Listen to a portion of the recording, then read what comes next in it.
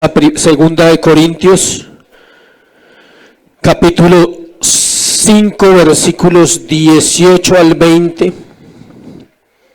Segunda de Corintios 5, 18 al 20.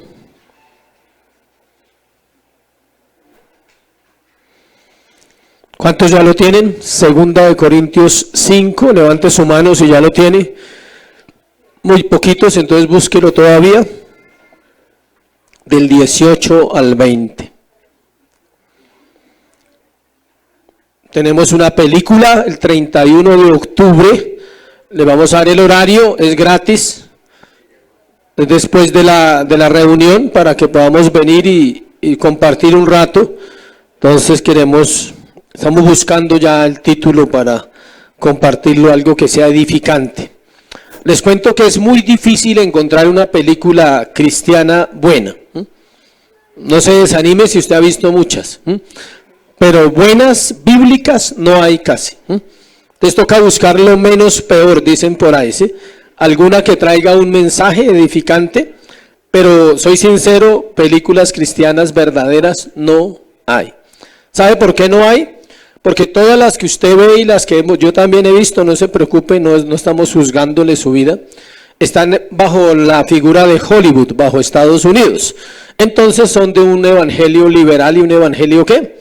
Moderno, donde se maneja la oración de fe, repita conmigo y declare. Entonces no son películas muy sanas, algunas muestran procesos de regresión, muchos muestran la sanidad interior como no es, la liberación como no es.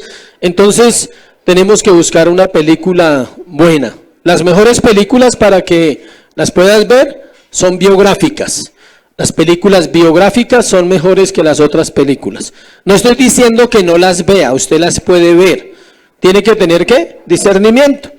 Retoma y dice, no, esto no sirve, pero bueno, la historia estuvo interesante, esto, y toma lo que le sirva. No podemos caer en que usted no puede ver, porque yo no estoy hablando de eso, y no vaya usted a decir eso de pronto a alguien. No, es que el pastor dijo que no puede ver películas. No, estoy explicándole el fondo y el contexto de esa situación, para que usted sea sabio y diga, estuvo buena, pero tal detallito, yo ya sé que gracias a Dios no es así, para que usted no se emocione y quiera vivir lo que la película contó. Bueno, Segunda de Corintios capítulo 5, versículo 18 al 20, dice la palabra de Dios, todo esto proviene de Dios, quien nos reconcilió consigo mismo por Cristo y nos dio el ministerio de la reconciliación, que Dios estaba en Cristo reconciliando consigo al mundo, no tomándoles en cuenta a los hombres sus pecados, y nos encargó a nosotros la palabra de la reconciliación. Así que somos embajadores en nombre de Cristo, como si Dios rogase por medio de nosotros. Os rogamos en nombre de Cristo, reconciliaos con Dios. Padre, gracias por esta mañana. Gracias por tu preciosa palabra. Ella es vida y ella es lámpara a nuestros pies. Ella alumbra nuestro caminar, discierne en nosotros, Señor, es el espejo del alma y nos ayuda a vivir conforme a tu voluntad. Pedimos que hables hoy a la iglesia, que ministre los corazones mientras se expone el evangelio, nuestro corazón sea transformado en el poder del Espíritu Santo. En Cristo Jesús, amén y amén. El ministerio de la reconciliación se llama la enseñanza de hoy. El ministerio de la reconciliación. ¿Cuántos han vivido una reconciliación alguna vez en la vida? Es buena, sobre todo para las parejas.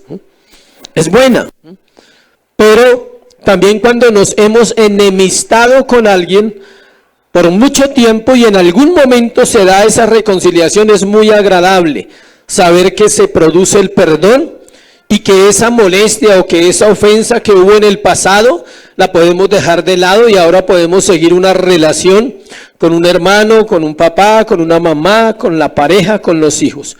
Esas rupturas familiares casi siempre demandan una reconciliación y es importante saberlo.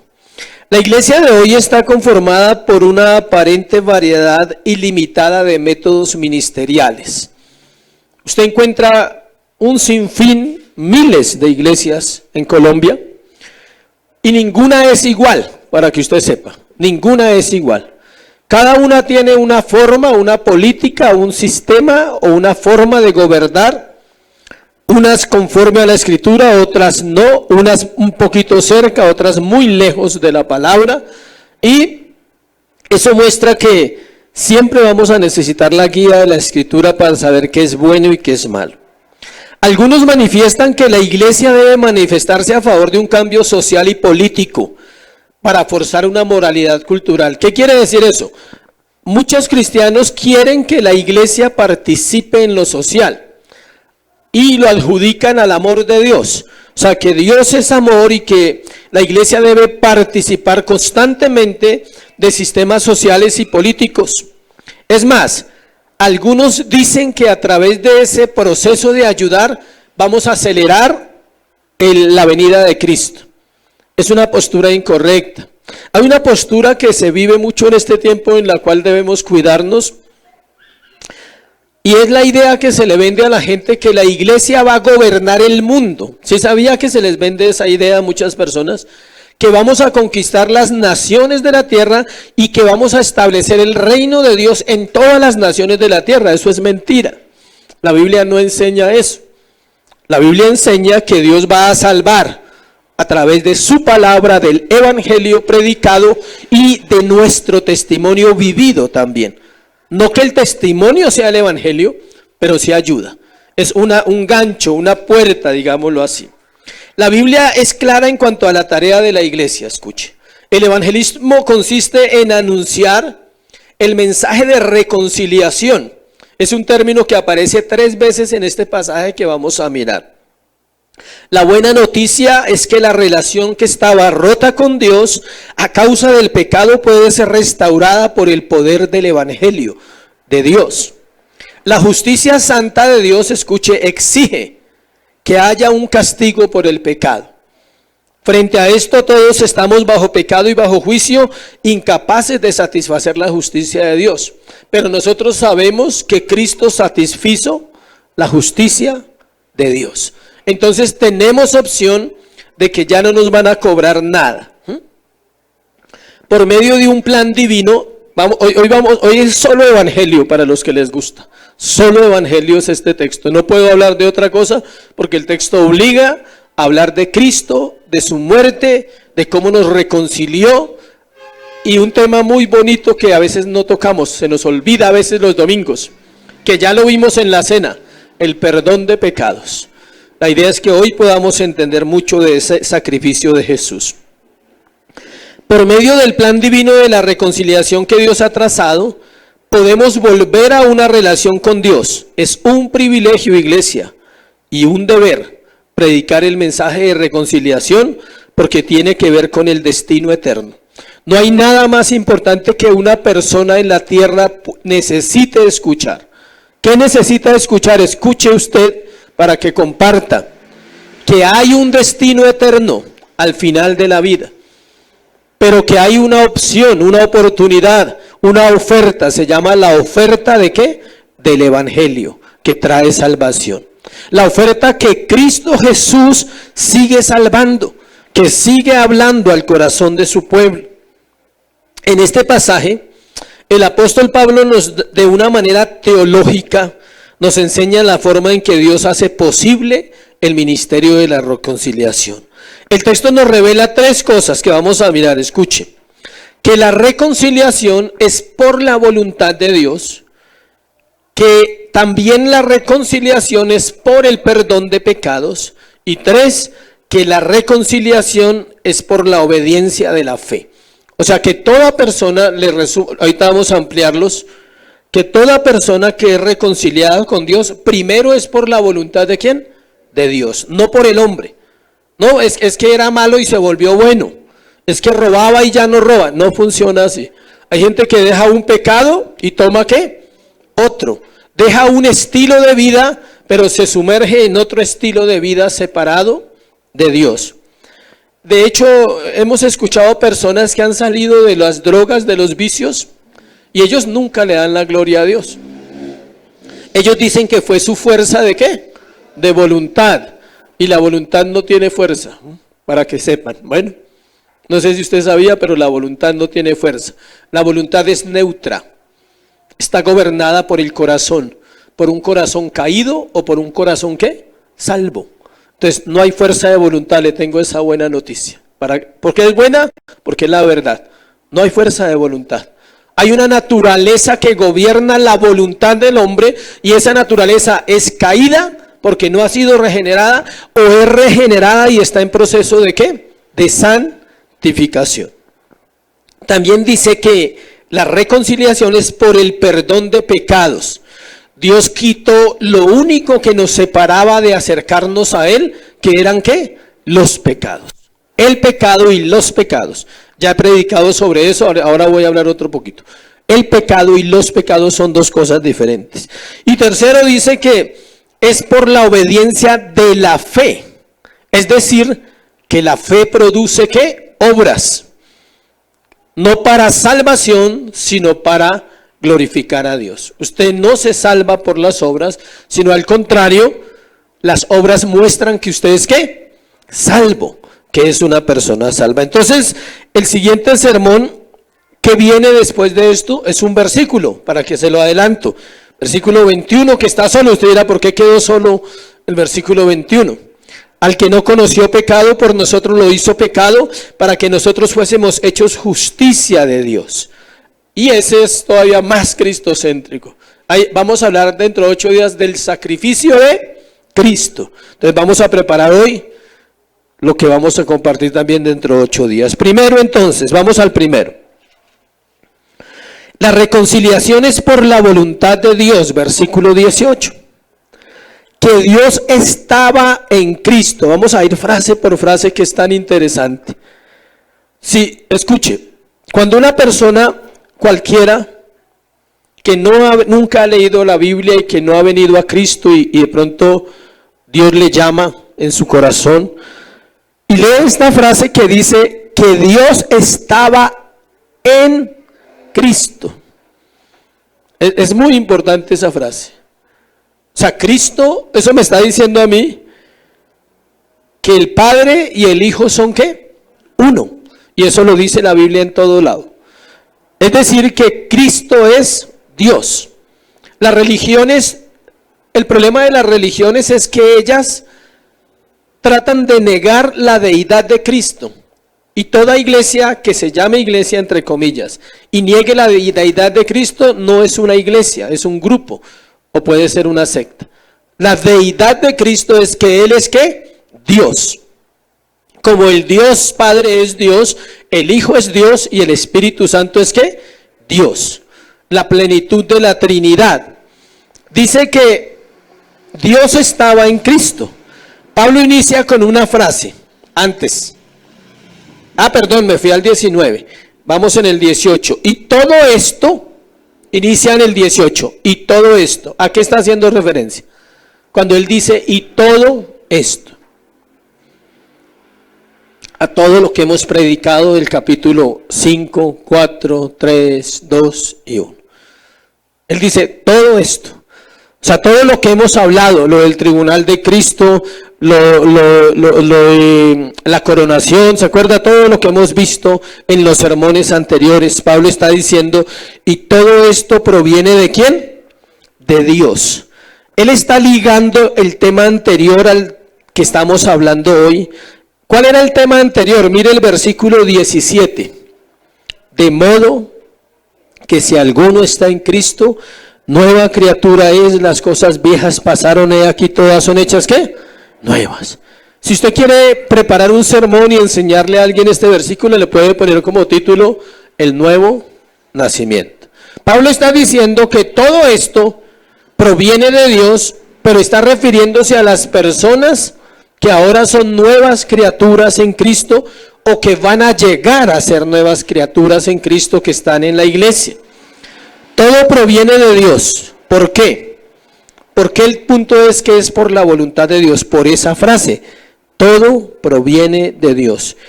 Porque la incapacidad del hombre caído no le deja volver su corazón a Dios voluntariamente. Los pecadores no pueden reconciliarse con Él en sus propios términos.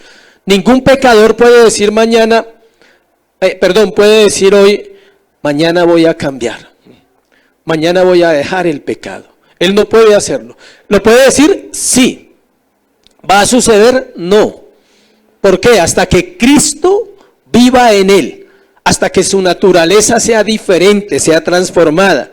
Se lo dice alguien que luchó muchos años para cambiar, muchos años para poder cambiar y nunca podía cambiar. ¿A cuántos les han hecho promesas de cambio y nunca suceden? ¿Algún familiar, algún amigo, alguna pareja, alguien? No te preocupes que yo voy a cambiar, y usted está esperando ese cambio, ¿sí? Usted lleva años esperando que esa persona cambie. Es más, ¿cuántos de nosotros hemos dicho que vamos a cambiar? Y nos cambiamos de ropa, pero no cambiamos nada más. No hemos podido cambiar nada. El engaño de la religión es ese precisamente. Hacerle creer al hombre que él puede venir a Dios por sus propios medios, por sus propias obras. Dios determinó la manera, el camino por el cual el hombre puede volver a Él, y es Cristo y su evangelio. Ese es el camino. Nadie puede venir a Dios, dice. Jesús dijo en Juan 6, que todo el que viniera a Él, vendría porque Dios le atrajo. Y Juan 14:6, ¿qué dice? Yo soy el camino, la verdad, ¿y qué? La vida. Y pone la cláusula, nadie viene al Padre si no es por mí. O sea, tú no puedes venir a venir a Dios porque vayas a una iglesia. Y uno dice, pero ¿por qué el pastor dice eso si venimos todos los domingos? Porque es bueno que usted lo sepa. La iglesia no ha salvado una vida todavía y no la va a salvar nunca. La iglesia es el lugar donde vienen aquellos que Dios ha salvado. Eso es diferente, pero la iglesia no salva gente. Los pastores no salvan gente, los mensajes no salvan gente. Cristo salva personas a través de la predicación del evangelio. Por eso Pablo dice que nos reconcilió ¿con quién? Mire el texto. Y todo esto proviene de Dios, quien nos reconcilió ¿con quién? Consigo mismo. No nos reconcilió con su familiar, a propósito, que empecé hablando de eso. Ese es otro tipo de reconciliación. ¿Con quién lo reconcilió? Con Él. ¿Por qué? Porque el hombre estaba separado, muerto, en pecado, en delitos, y necesitaba una reconciliación y él no lo podía hacer. Entonces Dios toma la iniciativa. Es algo que él hizo porque era el más interesado en la relación. ¿Quién es el más interesado en la salvación de los hombres? Dios. El hombre poco se interesa. Nosotros, normalmente el ser humano quiere alguien que le resuelva los problemas, no a Dios. Cuando pensamos en Dios, tenemos esa idea muy metida en nuestro corazón, tal vez desde pequeños, esto debido a la tradición, pensando que Dios nos va a resolver todos los problemas cuando lleguemos a la iglesia. Y después descubre que ahora tiene más problemas, porque se dio cuenta que hay pecado en el corazón. Antes no sabía ni qué era pecado. Ahora ya sabe y empieza a tener más que batallas. Y empieza a descubrir una cantidad de cosas de su propia vida que dice, no. Pero eso dice la frase, mejor hubiera sido ¿qué? No haber conocido. Pero no es para tomársela que hoy Dios le está hablando a usted en eso, o sea, no. Es para que usted entienda que una de las cosas que Dios hace es reconciliarlo ¿con quién? Con Él. Había una enemistad entre Dios y los hombres a causa del pecado. Y lo que hace Dios en la reconciliación es mover el pecado, quitarlo. Para los que están en escuela, la reconciliación hace parte del tema último, o hace 2 temas que vimos, que se llama expiación, ¿qué? Limitada. La reconciliación hace parte de la expiación limitada. De tal manera amó Dios al mundo que trazó un camino para volver a Él. El camino es Cristo. Deseaba reconciliar a los pecadores consigo mismo, hacerlos sus hijos. Tal deseo es consistente del carácter santo de Dios y es una de las realidades más poderosas del evangelio. Toda persona, escuche, que es reconciliada con Dios es inmediatamente hecho ¿qué? Hijo de Dios y heredero de las promesas. Desde antes de la fundación del mundo, Dios planeó salvar a los creyentes libremente, separado de toda influencia, es decir, no lo puedes convencer, no lo puedes manipular, no puedes hacer nada para que le agrade. Es una salvación gratuita, únicamente ¿por qué? Por gracia. ¿Para qué? Para mostrar su gloria, su poder, para decir solo yo, y solo yo, o sea, Dios tiene el poder para salvar. Vidas condenadas, vidas que no teníamos esperanza. A veces dice, pero ¿por qué dicen que condenados si viven bien los que no conocen a Cristo? Porque estamos hablando de cosas del alma, no estamos hablando del cuerpo. El cuerpo, gusanos y se acabó, no hay más que hablar. El alma es eterna. Él escogió a quienes rescataría de su propia ira. No sé si ustedes saben, pero la palabra salvación tiene que ver con eso.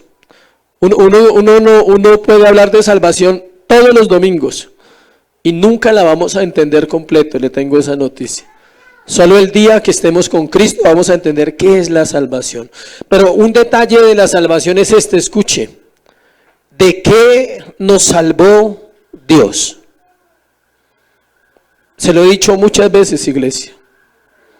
De su ira. Esa es la salvación. Es una de las partes de ¿qué? De la salvación. ¿Nos salvó de qué? De su ira, de sí mismo, de no aplicar toda su justicia y todo su castigo sobre los pecadores. ¿Por qué lo hizo? ¿Porque lo merecíamos? No, por gracia, por amor. Alguien dice que Dios es como un manantial del cual no puede salir otra cosa que sea ¿qué? Amor. Es como cuando un vaso está lleno y le sigues echando. Tiene que rebosar. Y Dios rebosa de amor, de misericordia en aquellos que Él escogió desde antes de nacer para salvarlos. No es un salvador reacio, no es un salvador egoísta, no es un salvador que excluye a las personas como algunos creen por la doctrina de la elección. Es un salvador que dio todo por su pueblo, por aquellos que Él amaba.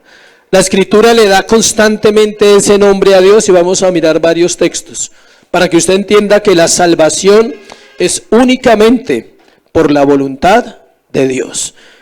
Salmo 106, 21. Vamos a mirar varios textos donde se le da a Dios, escuche, es decir, al Padre también se le da el nombre de ¿qué?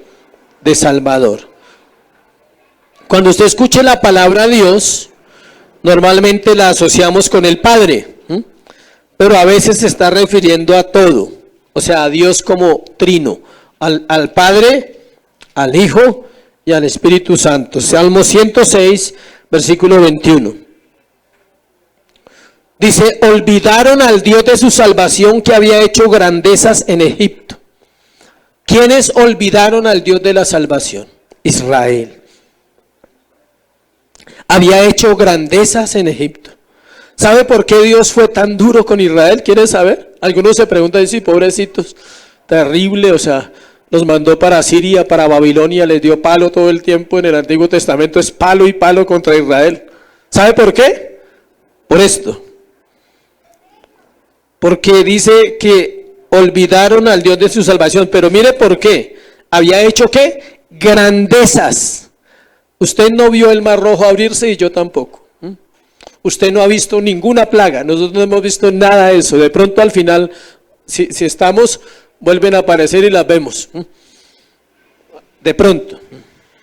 Pero ¿quién ha visto eso? Israel. Es decir, Dios les dio tanto a ellos que no tenían motivo para alejarse de su Salvador. Y por eso Él dice, olvidaron al Dios de ¿qué? Su salvación. Dice que había hecho grandezas en Egipto. No tenemos clara esa palabra, iglesia, necesitamos entenderla. ¿Qué es el Salvador o quién es el Salvador? Isaías 43:3. Vamos hacia adelante de la Biblia, por eso se escriben en orden para que usted vaya también hacia adelante. Isaías 43:3. Porque yo, Jehová, Dios tuyo, el Santo de Israel, soy tu Salvador.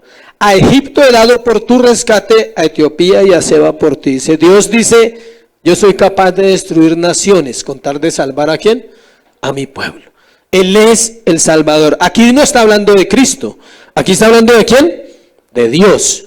Jehová dice, porque yo, Jehová, Dios tuyo, el Santo de Israel, soy tu Salvador. Dios es nuestro Salvador. Versículo 11 del mismo capítulo. Yo Jehová, y fuera de mí no hay quien salve. Si ves, solo Dios salva.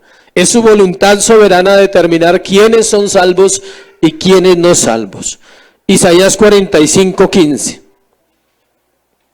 Verdaderamente tú eres Dios que te encubres, Dios de Israel que salvas. Nota como esa paradoja, esa contrariedad, ¿no? El Dios que salva se encubre. ¿Por qué se encubre? A los que Él no quiere salvar.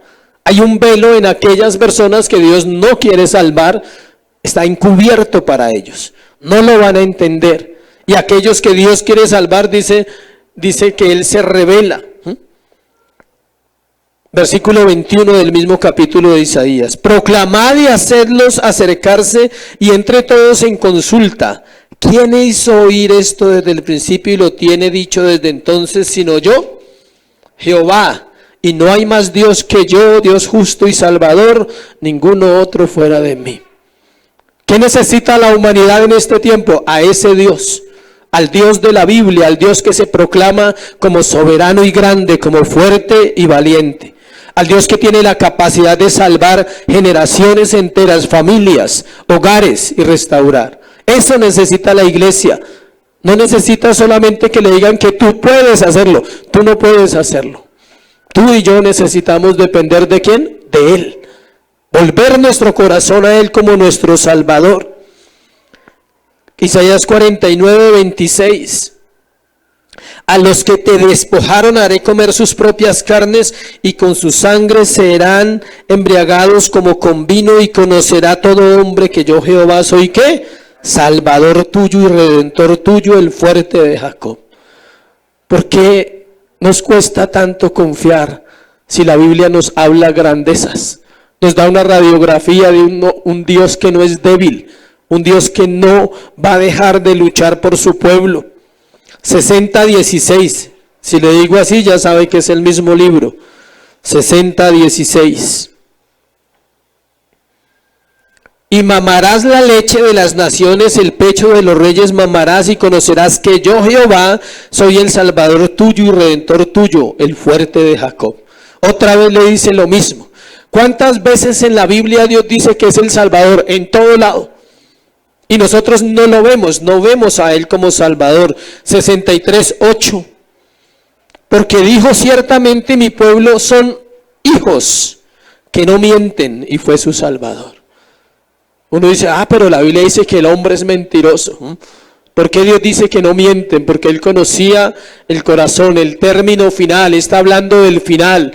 Él dice, son mis hijos, yo los salvé. Ellos se santificarán, ellos llegarán al proceso donde yo los quiero llevar. Por eso soy ¿qué? Su Salvador. Oseas 13:4. Los que no conocen la Biblia hoy la están conociendo un poquito. Bueno, Oseas, Joel y Amós. Está después de Daniel. Oseas, Joel y Amós. Si no lo encuentras porque casi no lee. Oseas 13:4. Bueno, dice... Mas yo soy Jehová tu Dios desde la tierra de Egipto, no conocerás pues otro Dios fuera de mí, ni otro Salvador sino a mí. Tengo más, pero podría durar toda la mañana leyéndole textos. Solo quería mostrarles a través de la Escritura que la salvación es ¿de quién? Del Señor. Es algo voluntario, es soberano.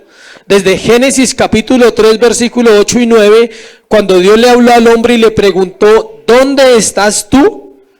Dios está buscando a los pecadores. Desde Génesis hasta hoy, Dios está buscando ¿a quién? A los pecadores. Los pecadores no están buscando a Dios. El término reconciliar, volvamos allá donde estábamos. El término reconciliar o reconciliación solo aparece en la Biblia en los libros de Pablo. No más. Usted no lo encuentra en ninguna otra parte de la Biblia y siempre hace referencia al Evangelio.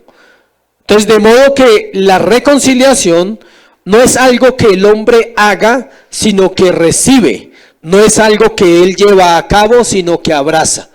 Usted no puede reconciliarse, tiene que aceptar y recibir la reconciliación que Dios da.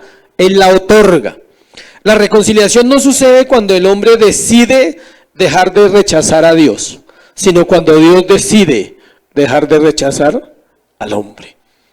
¿Qué tal esa? La reconciliación no sucede cuando el hombre decide dejar de rechazar a Dios, sino cuando Dios decide dejar de rechazar ¿a quién? Al hombre. Es la provisión divina por la medio del cual se aplaca la ira de Dios contra los hombres por su pecado y a su vez los hace merecedores de la muerte, porque la paga del pecado es ¿qué? Muerte. Dios retira su enemistad contra el hombre y establece una relación amorosa entre Dios y los hombres. La reconciliación sucede porque Dios está dispuesto a una cosa, a quitar el pecado que lo separaba a usted y a mí de su presencia. Ahora viene, mire el texto, que Dios estaba en Cristo reconciliando consigo al mundo, no tomándoles en cuenta a los hombres sus pecados. Arriba, me equivoqué, 18. Todo esto proviene de Dios, quien nos reconcilió consigo mismo por Cristo. ¿Por quién nos reconcilió? Por Cristo. Algunas personas creen que se pueden reconciliar con Dios sin conocer a Cristo. No quieren venir al Evangelio. Es imposible. No hay otro mediador entre Dios y los hombres, solo Jesucristo. 1 Timoteo 2:5. El sacrificio de Cristo propició la ira santa de Dios, haciendo posible la reconciliación. Ahorita vamos a mirar el segundo punto, y ahí hay algo muy importante que vamos a aprender. El segundo es la reconciliación se da por el perdón. Entonces, ¿queda claro el primero? ¿Por qué sucede la reconciliación, iglesia? Por la voluntad de Dios. Eso no le gusta a la gente hoy en día y a las iglesias. ¿Por qué? Porque lo deja a uno sin nada. Le quita todo orgullo que usted diga, no, es que, ¿qué vamos a decir? Nada. ¿Hay algo bueno en mí para que Él se haya fijado en mí? ¿Hay alguna virtud que Dios diga, este lo puedo meter en el grupo de la Trinidad? O sea, este como que tiene muchas virtudes y este me puede servir en el cielo a que forme a los ángeles. O sea, no hay nada, iglesia, en nosotros, solo que misericordia que Dios ha tenido con nosotros. Segundo, la reconciliación se da por el perdón. Versículo 19.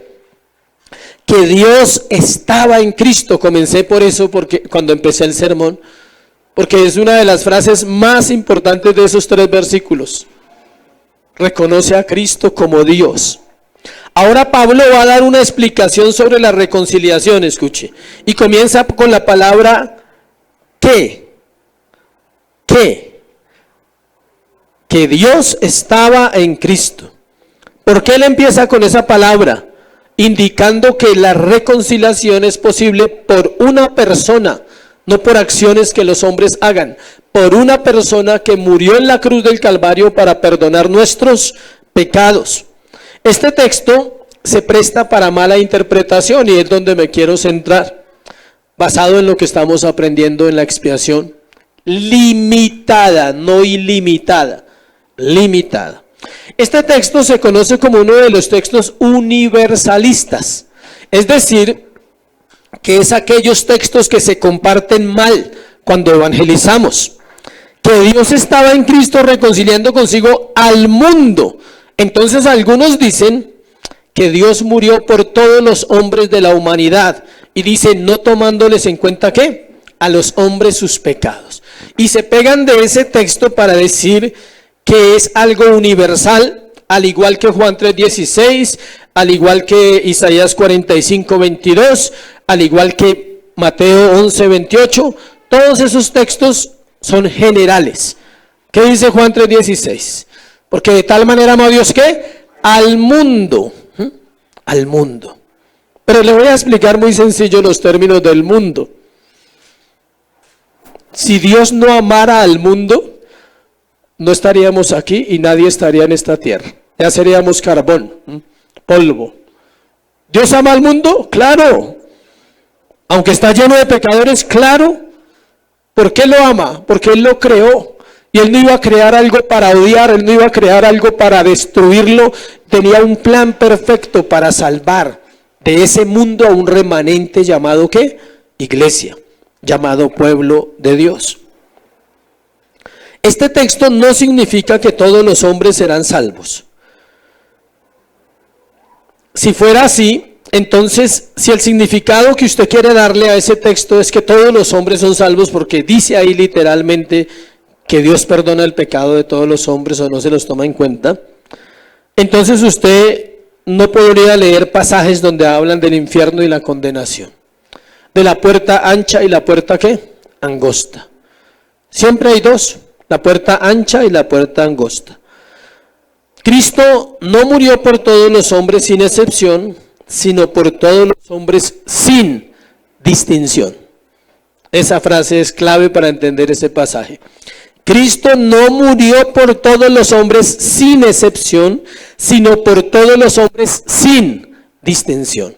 Es decir, Él murió por todos los hombres de todo el mundo, es decir, alemanes, holandeses, americanos, chinos, de todo el mundo. A eso se refiere el pasaje. Ahí no está hablando del mundo como geografía, no está hablando del mundo como una totalidad. La palabra mundo en este contexto y en muchos más significa lo siguiente: el lugar en el cual ocurre la reconciliación. ¿Dónde ocurre la reconciliación? Aquí. Porque es aquí donde Él viene a morar en su corazón y en el mío. Es aquí donde Él me tiene que enseñar a amar, a perdonar, a orar, a leer, a estudiar. En el cielo ya no necesita muchas cosas de esas. ¿Listo? ¿Usted cree que en el cielo necesita ayunar para buscar a Dios? No. ¿En el cielo necesita amar a la esposa? No. No hay. No hay casamiento, no hay nada de la esposa. ¿En el cielo necesita orar para que no tenga deseos sexuales pecaminosos los hombres? ¿Todos nos toca orar por eso? No. Es acá donde lo necesitamos.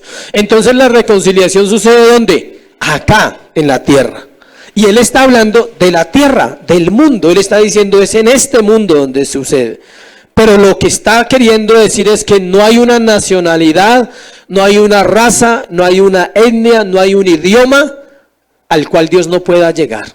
Él llega a todos los idiomas, a todas las naciones, y Él salva personas de todas las naciones y de todos los idiomas.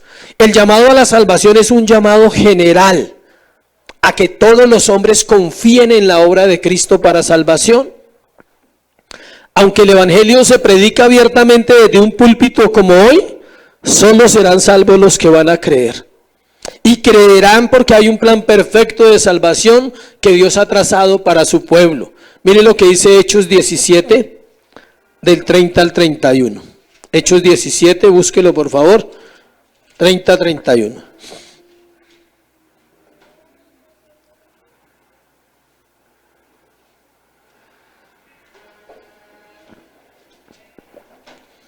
Dice, pero Dios,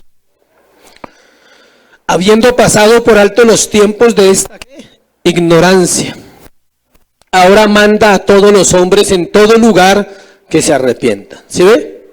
Lo mismo.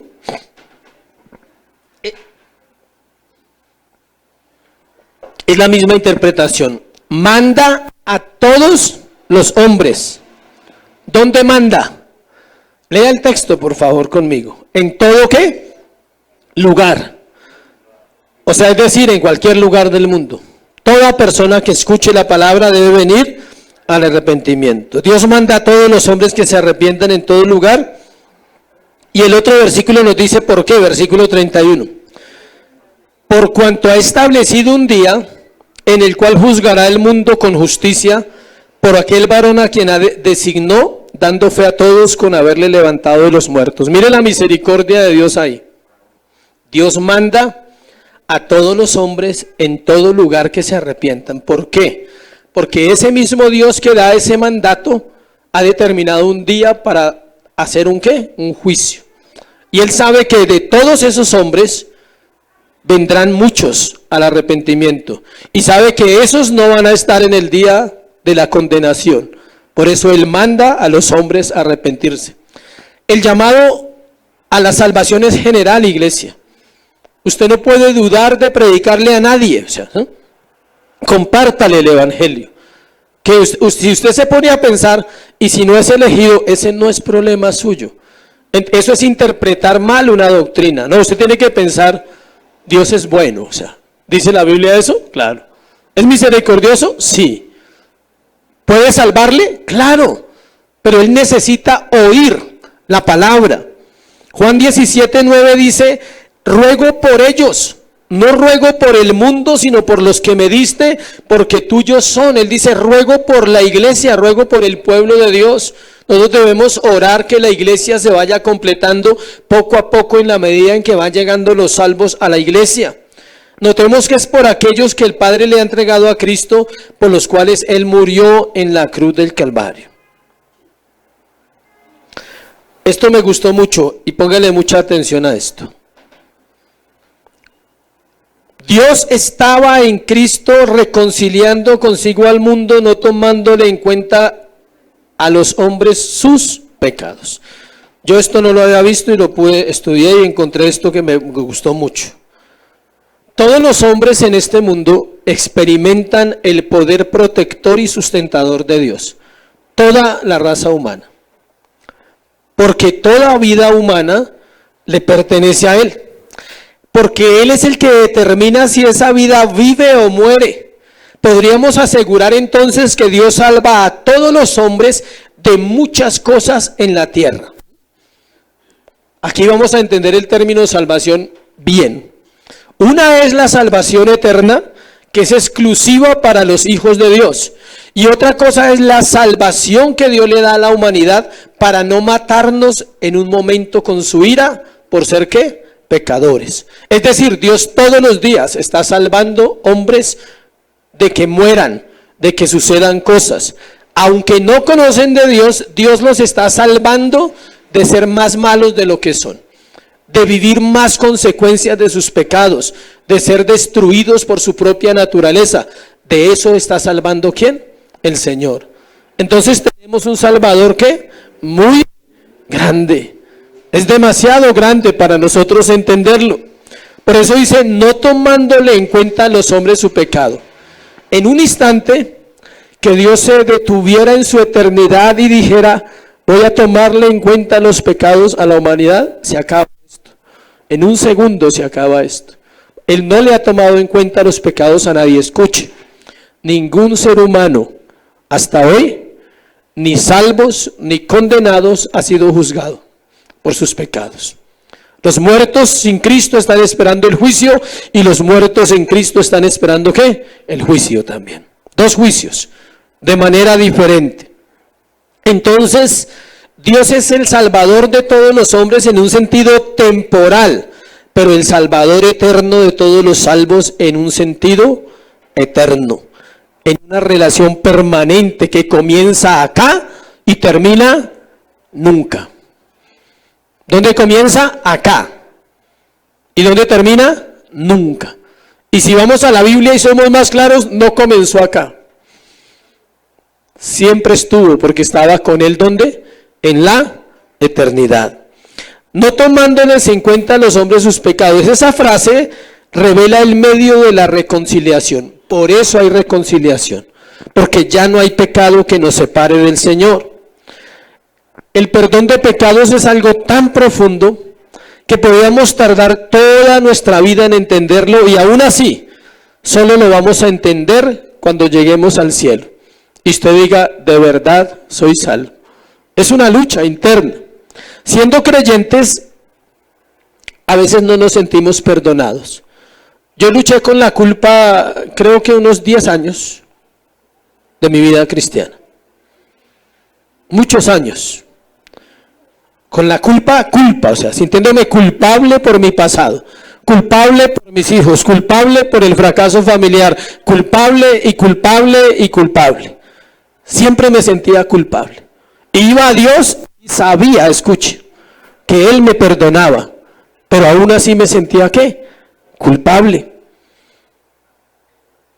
Otras veces nos sentimos condenados, es decir, dudamos de la salvación. ¿Es pecado dudar de la salvación? Sí, pero es un pecado que todos cometemos en algún momento. Sobre todo cuando nuestra naturaleza frágil y débil y pecaminosa brota y nos damos cuenta que somos pecadores. Y recordamos entonces que hay un Dios que perdona, pero que no le conocemos profundamente. Es ahí donde necesitamos volver. Otras veces la falta de una relación íntima, es decir, comunión. Y otras veces el mismo pecado nos marca, nos señala y nos hace ver que estamos llenos de culpa. Y que aunque sepamos lo que dice la Biblia, que hay una reconciliación, no la estamos viviendo y no la estamos disfrutando.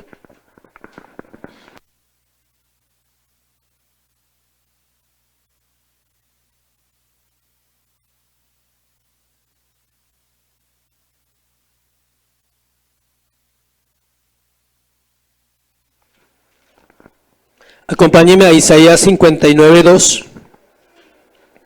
Es un texto muy bonito, dice: he aquí, vamos a leer el 1 para entender el 2. He aquí que no se ha cortado la mano de Jehová para salvar,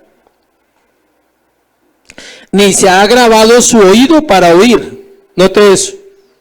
Hoy su brazo está extendido a los seres humanos, a usted, a mí, a cualquiera. Y su oído está, ¿qué? Abierto para escuchar las oraciones, para escuchar el clamor de un pueblo. Pero mire lo que dice: pero vuestras iniquidades han hecho división entre vosotros y vuestro Dios, y vuestros pecados han hecho ocultar de vosotros su rostro para no oír. Charles Spurgeon anotó lo siguiente sobre este versículo. Lea el versículo otra vez detalladamente. Dice el 2: pero vuestras iniquidades han hecho división entre vosotros y vuestro Dios, y vuestros pecados han hecho ocultar de vosotros su rostro, para no oír. Entonces, ante ese versículo, el gran predicador Charles Spurgeon dijo lo siguiente: usted y su pecado deben separarse, o usted y Dios nunca estarán juntos. Usted y su pecado deben separarse, o usted y Dios nunca estarán, ¿qué? Juntos. Esa es la única barrera que hay entre Dios y los hombres. No es en la capacidad intelectual, iglesia, para que entendamos. No es si usted tuvo un papá malo y otro tuvo un papá bueno. No es si usted es brillante en algunas cosas, más brillante que otras personas. No es su condición económica. Lo único que hace separación entre Dios y los hombres es ¿qué? El pecado. Vamos a terminar este punto con el Salmo 32, del 1 al 2, entendiendo un poquito más cuál es la dicha del perdón. ¿Cuál es lo más precioso que usted pueda obtener en la reconciliación? Es decir, la reconciliación sucede en la cruz del Calvario. Y el beneficio más grande de la reconciliación, ¿cuál es? El perdón de los pecados. Y el salmista en Salmo 32, versículo 1 al 2, lo expresa desde la profundidad de su corazón. Nota el título del Salmo, dice: la dicha del perdón. ¿Quiere conocer a alguien perdonado, que ya lo entiende y que lo vive? Es alguien pleno, es feliz. No por lo que sucede en la tierra, no es porque le pagaron, o sea, no es feliz por eso, o sea, no es porque el esposo ahora se porta mejor y ahora ama más, no es feliz por eso. O es feliz porque los hijos son juiciosos, o porque ganaron el año, o porque sacaron la carrera adelante, no. Es feliz porque ha sido, ¿qué? Perdonado. Esa es la dicha, ese es el gozo. Bienaventurado aquel cuya transgresión ha sido perdonada y cubierto su pecado. Bienaventurado el hombre a quien Jehová no culpa de iniquidad y en cuyo espíritu no hay engaño. ¿Sabe por qué? Porque cuando somos perdonados ya no somos engaño, no nos estamos engañando a nosotros mismos. No estamos viviendo una vida de apariencias y de falsedad, sino estamos viviendo una vida natural en un mundo sobrenatural. ¿Sí escuchó eso? Una vida natural que pertenece a un mundo ¿qué? Sobrenatural. Pertenece a Dios. Me refiero a natural porque es una persona común y corriente, no levita, no tiembla, no necesita nada de eso para entender que ha sido perdonado. Y mire lo que dice el salmista: mientras callé, se envejecieron mis huesos en mi gemir todo el día. ¿Cuánto tiempo estuvo callado después de que durmió con la hermosa Betsabé? 1 año de tortura para David. Según los estudiosos dicen que duró 1 año haciéndose el loco. Hasta que vino el profeta y le contó la historia y le dijo: te voy a contar una historia, amado rey. ¿Sí? Había un hombre que tenía tantas corderitas y había otro que tenía una sola corderita. ¿Sí? Y el hombre que tenía muchas le quitó la corderita a ese. ¿Qué piensas tú, rey? Y el rey, todo orgulloso, lleno de pecado, dice: ese tal es digno de muerte. Y el profeta le dice: eres tú, David. Es tu maldad en tu corazón que no te deja ver. 1 año. Y es cuando él plasma el Salmo 32 y el Salmo 51. Porque de día y de noche se agravó sobre mí tu mano y se volvió mi verdor en sequedades de verano. Todo lo verde se seca cuando hay pecado. En el momento en que el pecado es removido, es como dice el profeta: abriré ríos otra vez. ¿Dónde? En el sequedal. En el desierto habrá ¿qué? Vida. Y viene la frase poderosa, dice: mi pecado te declaré, no encubrí mi iniquidad, dije: confesaré mis transgresiones a Jehová y tú perdonarás la maldad de mi pecado. Note la frase que separa 2 cosas. Una cosa es el pecado y otra cosa es la maldad de mi pecado. Son 2 cosas diferentes. El salmista las está separando. Y luego viene la restauración. Luego David, de sentirse perdonado, dice: por esto orará a ti todo santo en el tiempo en que pueda ser hallado. Ciertamente la inundación de muchas aguas no llegarán estas a él. Tú eres mi refugio, me guardarás de la angustia. Con cánticos de liberación me rodearás. Note la diferencia de cómo él llegó en el Salmo y cómo ahora empieza a adorar y a cantar, porque una de las evidencias de la reconciliación es que somos adoradores, porque no tenemos culpas y condenaciones en nuestros corazones. Viene otra vez. Este salmo es muy bonito. Te haré entender y te enseñaré el camino en que debes andar. Te enseñaré a no mirar otra vez a las mujeres. En el caso de David, él aprendió la lección, ¿sí sabía? Tenía más o menos 50 años cuando fue adúltero. Y dicen que de ahí en adelante nunca volvió a dormir con sus concubinas ni con mujeres. A la edad de 70 y algo años le pusieron una quinceañera virgen para que lo calentara. Refiero al calor, no más. Y él era un hombre guardado en ese momento. Nunca la tocó, nunca entró a ella, dice la Biblia. Porque él entendió la lección del perdón de pecados. Dios le hizo entender y le enseñó el camino. Y luego le dijo: no seáis como el caballo, como el mulo, sin entendimiento, que ha de ser sujetado con calabestro y con freno, porque si no, no se acercarán a ti. A veces nos toca con cabestro, así jaladito, a veces un poquito, para entender. Muchos dolores habrá para el impío, mas el que espera en Jehová le rodea la misericordia. Alegraos en Jehová y gozaos justos, y cantad con júbilos todos vosotros los rectos de corazón. Cantad con júbilo todos aquellos que han sido ¿qué? Perdonados, que su pecado ha sido removido y ya no hay culpa. Ahora podemos alegrarnos y gozarnos en el Señor. Tercero y último, la reconciliación es por la obediencia de la fe. Versículo 20. Así que somos embajadores en nombre de Cristo, como si Dios rogase por medio de nosotros. Os rogamos en nombre de Cristo, reconciliaos con Dios. Hay un ruego en el corazón de Dios hacia el pecador. Hay un ruego que dice que Él anhela que nosotros volvamos a Él. Pablo habla aquí algo y es que somos embajadores. La palabra embajador en griego es presbeu, de la misma palabra que viene presbiteriano o presbiterio, y significa anciano. Los embajadores en la antigüedad eran hombres ancianos, con experiencia, con sabiduría, con madurez, y conocían muy bien su pueblo para poderlo ¿qué? Representar. Eso era un embajador. Un embajador es un representante y mensajero de quien lo envió. Dios nunca enviará un embajador al cual no haya reconciliado y al cual no le haya perdonado ¿qué? Sus pecados. Y ese embajador debe conocer muy bien la obra de Cristo para poder hablar de ella.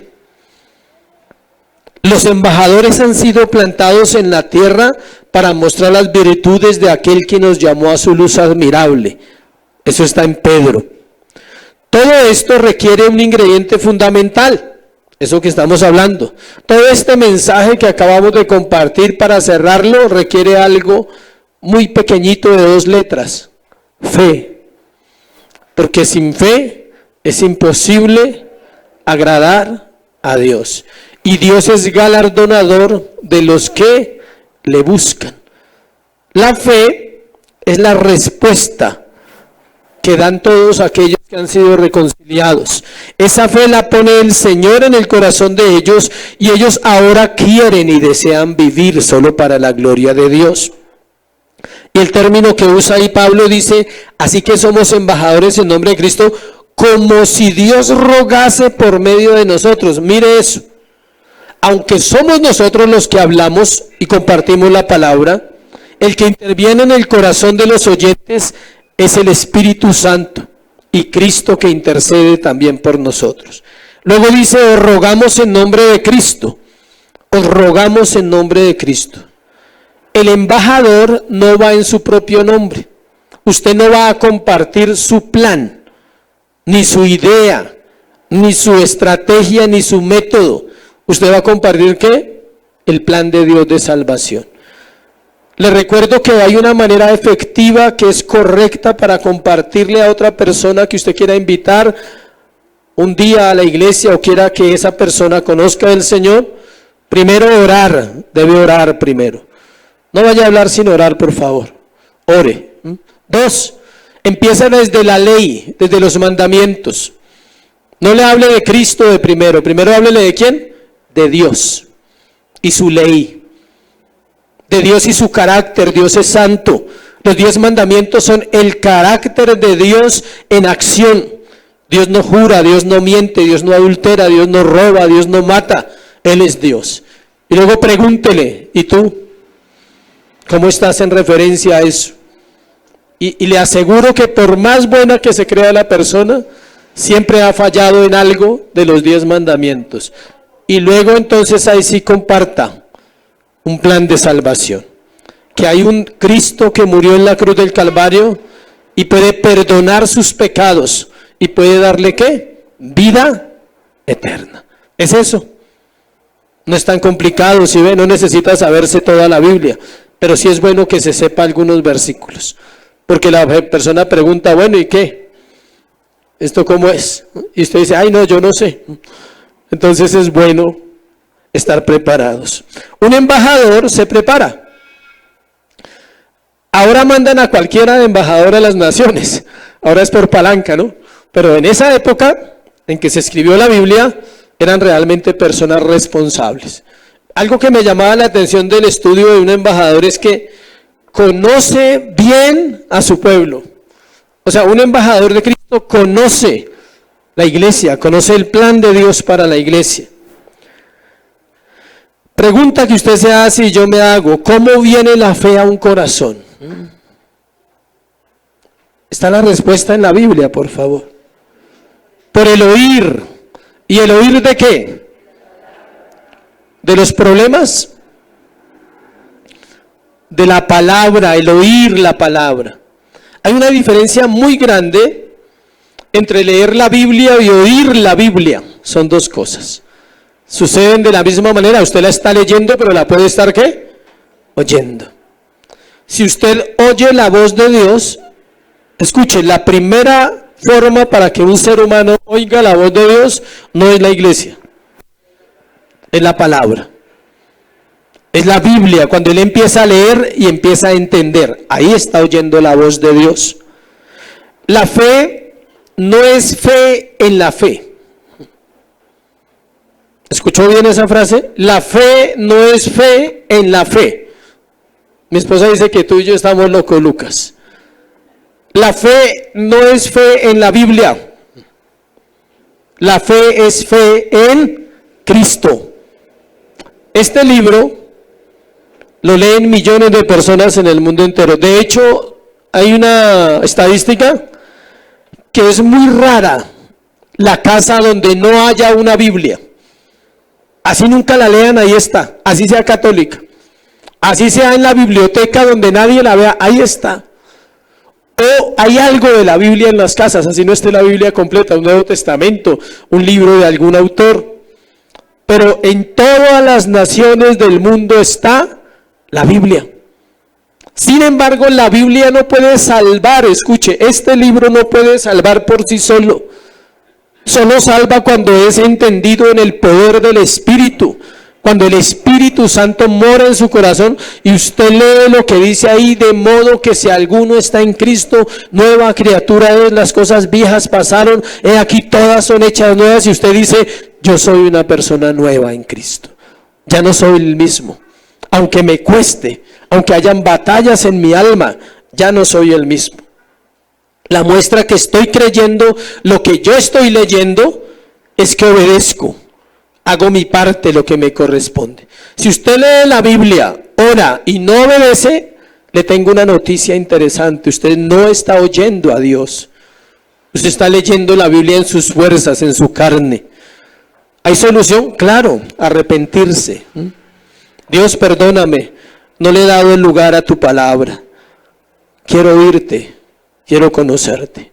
Ten misericordia de mí, Dios, y enséñame el camino por el cual he de andar. Fija tus ojos sobre mí. Confesaré mis transgresiones y Él me perdonará, dijo el salmista. Esa es la solución. Vuelvo y le repito, si usted lee la Biblia, porque muchos la leen todo el tiempo, y ora, pero no obedece, entonces usted está haciendo algo mal, y es que lo está haciendo humanamente, intelectualmente. Cuando usted la lee, así sea poquita, note la diferencia, puede ser poquita, y ora aunque no sea mucho, pero obedece, eso es más valioso que estar todo el día leyendo la Biblia y no hacer caso. Eso hacían los monjes, los católicos. Ellos se levantaban a las 2 de la mañana a leer la Biblia hasta las 7 de la mañana, en ayuno, ¿no? Aparte de eso. Y ayunaban días y días en los monasterios. Nunca vieron la luz de Cristo. Los pocos que la vieron se convirtieron. Los pocos que escucharon la voz de Dios empezaron a obedecer e ir en contra de lo que les habían enseñado. Parte de lo que me corresponde, escuché, Dios, ¿por qué es esto? Y cerramos ahí. Dios no ora por ti. ¿Cuántos sabían que Dios no puede orar por ti? Tú debes orar por tu alma primeramente. Dios no viene a leer la Biblia en su cuarto por usted. O sea, usted puede creer en Dios y decirlo a voces. Lea la Biblia, por favor, muestre que cree. Dios nos manda a orar, Él no nos va a quitar ese privilegio. Dios no adora por nosotros, Él nos manda a adorar. Él quiere que hagamos lo que nos dice y Él hará su parte, porque ya está establecido. Dios no me impide hacer lo que Él mismo me pide, porque entonces sería un Dios alcahueta. Imagínense si uno llegara a Cristo y Él orara por uno siempre, y viniera al cuarto y orara por uno. Súper, ¿no? Qué cristianismo tan fácil. Todo el mundo sería feliz. Pero Él dice, quiero que tú ores. Quiero encontrarme contigo cada mañana. Quiero que entiendas que vivo en tu corazón y que anhelo escucharte orar. Porque quiero comunión. Porque quiero que me conozcas. Porque quiero que estés conmigo para siempre. Solo leyendo y orando conocemos la voluntad buena y agradable de Dios. Santiago 4:8. y oramos. Santiago 4:8. Este versículo dice exactamente lo que debe hacer una persona cuando se ha reconciliado con Cristo.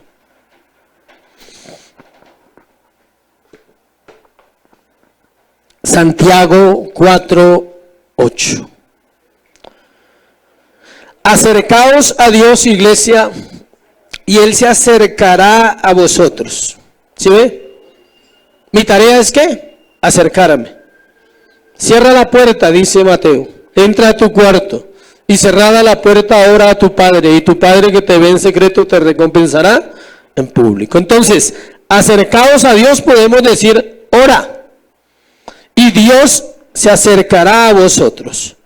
Pecadores, limpiad las manos, y vosotros los de doble ánimo, purificad vuestros corazones. Afligíos y lamentad y llorad, vuestra risa se convierta en lloro y vuestro gozo en tristeza. Ese versículo es muy bonito. Humillaos delante del Señor y Él os exaltará. ¿Por qué la risa se convierte en lloro? Porque me doy cuenta de mi miseria. Porque me doy cuenta que no soy tan feliz como pensaba. Porque me doy cuenta que me agobian muchas cosas, aunque parezcamos fuertes. Nos agobian, nos preocupan, nos entristecen. Dice, y vuestro gozo en tristeza. Está hablando de un gozo temporal, dice, aflíjase. No por los problemas, escucha, aquí no está hablando de problemas. Aquí no está hablando que usted tenga X o Y situación. Aquí está hablando de una sola cosa, del pecado. Dice, vuélvanse a Dios, búsquenme y reconozcan que hay algo en su corazón para arreglar. Por eso dice, humillaos delante del Señor y Él, ¿qué? Os exaltará. Pongámonos sobre los pies y vamos a orar y vamos a darle gracias a Dios por esta palabra. Padre, hoy queremos darte gracias, Señor. Qué bueno es escuchar tu voz en las Escrituras. Qué bueno que nos diga las cosas tal y como son, sin nada escondido, Dios. Solo con una intención, y es que tu iglesia venga a ti en esta mañana. En oración, Dios.